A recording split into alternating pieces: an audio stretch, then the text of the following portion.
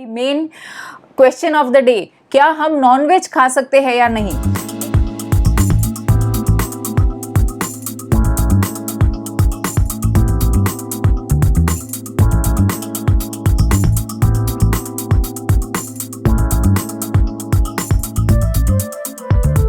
First question भूमि Bhanushali ma'am, bird flu कोई danger बीमारी है क्या? हम नॉनवेज खा सकते हैं क्या? Very good question. आजकल बर्ड फ्लू बहुत चर्चा में है। इंडिया में काफ़ी सारे केसेस मिले हैं, स्पेशली आंध्र प्रदेश और गुजरात में बर्ड फ्लू के केसेस मिले हैं, जिसमें इतने हद तक कि वहाँ के स्टेट गवर्नमेंट ने कहा भी है, लोगों को चेतावनी दी है कि प्लीज़ वो नॉनवेज खाने से बचे। तो एक्चुअली ये बर्ड फ्लू नाम की बीमारी क्या है? क्या ये नई कोई बीमारी है? नहीं, आई एम श्योर आपने सुना होगा। ये सीजनल बीमारी है। बेसिकली बर्ड फ्लू का मतलब है एवियन फ्लू, एवियन इन्फ्लुएंजा। अभी ये जो होता है ये एक पक्षियों का वायरल फीवर है। जिस तरह से हमको फ्लू होता है, इसी तरह से जब पक्षियों को फ्लू होता है या इन्फ्लुएंजा होता है तो उसको एवियन इन्फ्लुएंजा कहते हैं, एवियन फ्लू या फिर बर्ड फ्लू कहते हैं।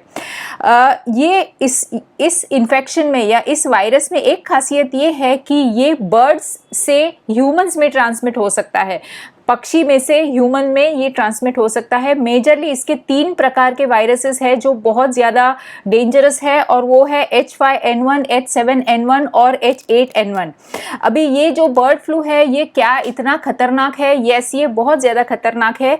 ये एक इस तरह का फ्लू वायरस है, इस तरह का फ्लू की बीमारी है जिसमें 80% मॉर्टेलिटी है। यस, यानी कि 100 में अगर 100 लोगों को बर्ड फ्लू होता है तो उसमें से 80 लोग बर्ड फ्लू की वजह से मर जाते हैं, सिर्फ 10 ही बच पाते हैं। बर्ड फ्लू की निशानियां क्या है, उसके सिम्टम्स क्या है? जैसे नाम से आपको पता चला फ्लू, तो इसके भी सेम फ्लू जैसे ही सिम्टम्स है। सर्दी, जुकाम, नाक से पानी बहना, बदन दर्द करना, बुखार 102, 101 तक बुखार आना, पूरा बदन दर्द करना, सर दर्द करना, कपकपी लगना, वीकनेस बहुत ज़्यादा आती है। तो क्या इसकी वजह से मौत हो सकती है? तो यस, जैसे मैंने कहा, इसकी जो मॉर्टेलिटी रेट है वो है 80%, और ज़्यादातर पेशेंट की मौत आर्ड्स की वजह से, यानी कि एक्यूट रेस्पिरेटरी डिस्ट्रेस सिंड्रोम की वजह से मौत हो जाती है, निमोनिया की वजह से, सेम एज कोरोना वायरस, क्योंकि कोरोना वायरस भी एक फ्लू वायरस है। तो इसी तरह से एक्यूट रेस्पिरेटरी डिस्ट्रेस सिंड्रोम की वजह से पेशेंट की डेथ होती है, निमोनिया की वजह से होती है, मल्टीपल ऑर्गन फेलियर की वजह से होती है।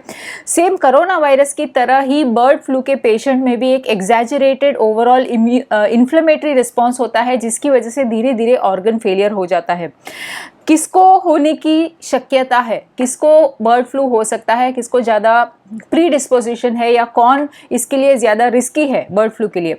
सबसे पहले तो पोल्ट्री फार्मिंग जो करते हैं, आपने जैसे अभी मुंबई में तो नहीं, लेकिन जैसे ही हम लोग मुंबई छोड़ते हैं और नासिक की तरफ जाते हैं तो बहुत सारे ऐसे पोल्ट्री फार्म्स दिखते हैं जहाँ पर पूरे farms and farms of chicken और उसको एग्स वगैरह उसको फार्मिंग किया जाता है। तो पोल्ट्री फार्मर्स जो होते हैं वो बहुत ज़्यादा रिस्क पे है। मैं आपको एक और बात कहना चाहूँगी, मैंने मुंबई में देखा है, आई डोंट नो आपके शहर में है या नहीं।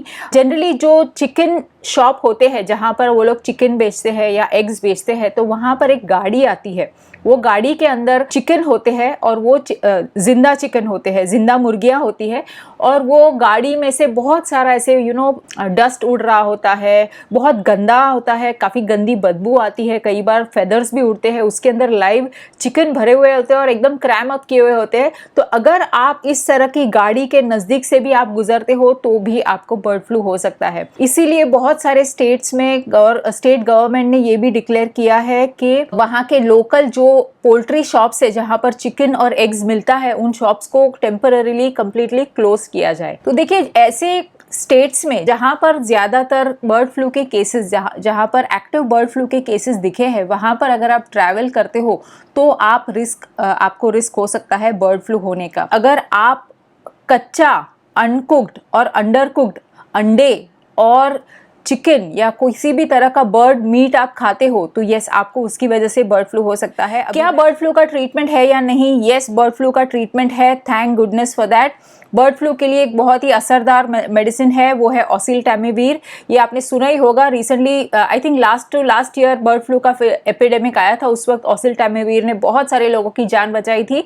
लेकिन एक खासियत है ओसेल्टामिविर की, ये मेडिसिन को 48 आवर्स के अंदर ही इसको स्टार्ट करना चाहिए। अगर 48 आवर्स के बाद इसको स्टार्ट करते हैं तो पेशेंट को ज़्यादा इफेक्ट नहीं आता। इसके साथ साथ ज़ैनामिविर भी काफ़ी इफेक्टिव होता है। ऑलराइट, अभी क्या इसका प्रिवेंशन है, क्या हम इससे बच सकते हैं? यस, हम इससे सिर्फ मास्क और सोशल डिस्टेंसिंग से बच सकते हैं। तो जिस तरह से आप कोरोना वायरस के लिए प्रिवेंशन कर रहे हो, सेम उसी तरह से करना चाहिए। अभी main question of the day, क्या हम नॉनवेज खा सकते हैं या नहीं? देखिए, आप चिकन खा सकते हो, एग्स भी खा सकते हो, प्रोवाइडेड आप कुछ प्रिकॉशन लीजिए। सबसे पहले तो आप चिकन या एग्स, किसी भी तरह की पोल्ट्री डिश आप बनाते हो तो उसके पहले आप अपने हाथों को अच्छी तरह से वॉश कर लीजिए। 30 सेकेंड्स के लिए हाथों को सोप एंड वाटर से क्लीन कीजिए। एग्स और चिकन, इसको आप वॉश करके इसको अच्छी तरह से आपको कुक करना है। ओके, मेक श्योर कि आप जो मीट बना रहे हो वो अंडर कुक ना हो, काफ़ी अच्छी तरह से इसको कुक करना है। बिल्कुल भी रॉ नहीं होना चाहिए, बिल्कुल भी अंडर कुक नहीं होना चाहिए। एक बहुत ही खास बात, स्पेशली जिनको चाइनीज़ खाना पसंद है, बाहर से खाना ऑर्डर करना पसंद है, ढाबे पर जाकर तंदूरी चिकन खाना पसंद है, देखिए बर्ड फ्लू के चलते प्लीज़ आप बाहर, घर के बाहर आप नॉनवेज खाना प्लीज़ मत खाइए।